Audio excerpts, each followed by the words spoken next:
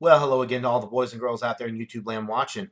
Georgia Beer Reviews back at you today with another one. And what I'm looking at is the El Dorado Coffee Porter from Walnut River Brewing Company out of Kansas. This beer is courtesy of Robert the Whiskey Scout. So thank you very much, Robert. If you're watching this, I really appreciate it. I will post a link to the Whiskey Scouts channel down in the description below. This beer is 6.6% alcohol by volume. Not sure what the IBUs are. They do have a website, walnutriverbrewing.com. I did check the website, and it does list their coffee porter, but it's strange. It says logo coming soon. And then when you click on it, it gives a little description of the beer, and it says IBUs 37.5, but it says alcohol 6.3%. So it makes me think that that's not accurate because on this particular beer, on the label, it says 6.6%. So didn't really get any help from the website. El Dorado, Kansas. Brewed and canned by Walnut River Brewing Company, El Dorado, Kansas. Okay, so I've never had this beer. Obviously, this is a local beer to Robert. This is not one that I can get here in the state of Georgia. If I had to guess, I would say their distribution is probably limited to the state of Kansas because I've never heard of them before. They are a microbrewery, according to the website, so very small, very local distribution. So let's go ahead and get into this thing and see what we're working with here. I do love porters and stouts. They are among my favorite styles. Sours are up there as well. So I'm very excited to try this. I do like coffee in my porters and stouts, but I do tend to find that a lot of coffee porters and stouts overdo it on the coffee, and the beer tends to be out of balance. But there are a lot of coffee porters and stouts that I've had that are perfectly balanced and amazing, so I'm hoping for the best with this one. So the pour, very dark brown appearance. I can see through it just a little bit when I hold it up to the light. It poured with a two-finger, very, very creamy looking dark tan head. Ooh, okay. So the aroma, I am getting the coffee, but immediately after that first whiff of coffee, I'm getting dark chocolate.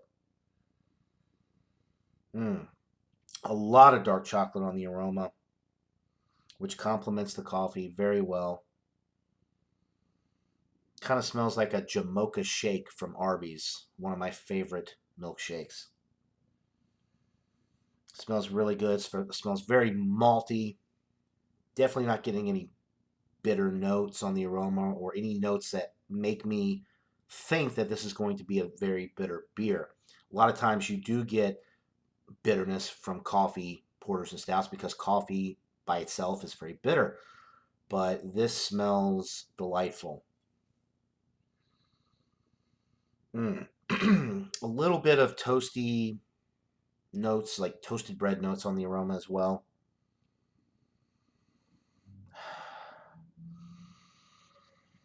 Yeah, that chocolate is really nice. So coffee, chocolate, toasted bread, that's your aroma right there. So my mouth is just salivating. Without further ado, let's get into this brew. Cheers, guys.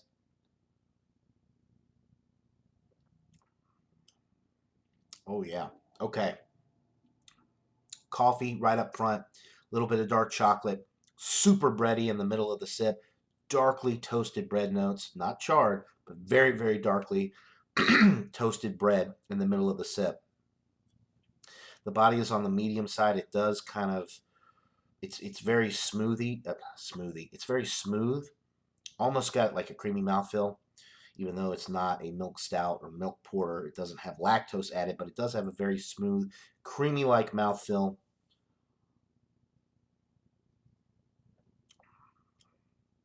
The coffee is perfectly balanced with the malt, the dark chocolate notes.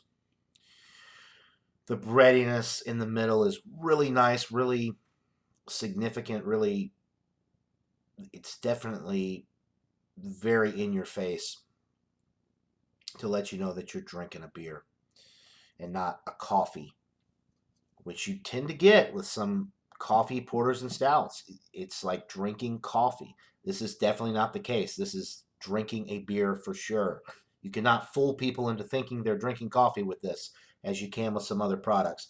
This has definitely got some nice bready notes, nice beer flavor. The dark chocolate's coming through nicely. Look at the lacing on the glass. Like I said, the body is medium. The finish is very refreshing. It's not a dry finish, obviously. It's got that creamy mouthfeel and the coffee and the dark chocolate. It's a wet finish. It's not a dry finish. So the sessionability is not super high, but it's kind of somewhere in the middle. At 6.6% alcohol, you're not getting any of that. No booziness whatsoever, which I don't typically get. If a beer is well made, you typically don't pick up on alcohol unless it gets over 8 or 9%. At least not for me anymore. Maybe I'm becoming spoiled or my palate's been numbed to the higher alcohol beer since I've had so many of them recently. But this is a delightful beer. Perfectly balanced. If you're not a huge coffee drinker, but you like a little bit of coffee every now and then, you don't want it overriding your palate in your beer, then this will be a good one to try because it's perfectly balanced between the coffee, the malt, and all that stuff. The hops, whatever hops they're using, you are getting a little bit of a bitterness on the finish. Some from the coffee, I'm sure some of it's coming from the hops as well, but it's not really a bitter beer. It's balanced because it's malty, malty, malty in the beginning, and then the coffee notes kind of leave that coffee bitterness on the finish with whatever hops they're using as well. This is an excellent porter. I'm going to go with a 95. It's a straight A. I'd like to try if Walnut River just makes a regular porter. I bet that would be delightful. The coffee's nice and everything, but of course, if you gave me a choice between a coffee porter and a standard porter, 9 times out of 10, I'd probably pick the standard porter just because the roast from the malt, the barley malt, comes through a little bit more instead of the roast from the coffee. But nonetheless, this is an excellent coffee porter. I highly recommend it to anybody that likes porters and stouts, darker beers. It's nicely balanced. You're not getting too much of one thing. You're getting a little bit of everything, and it is really a delightful beer. So thanks again to Robert the Whiskey Scout for sending me this. I have blabbed on long enough, my goodness. So I will leave a description for Robert's channel, the Whiskey Scout, down in the description below, as well as right there. So that'll do it for this beer review, guys. Hope you're all having a great day. Until next time, everybody. Cheers.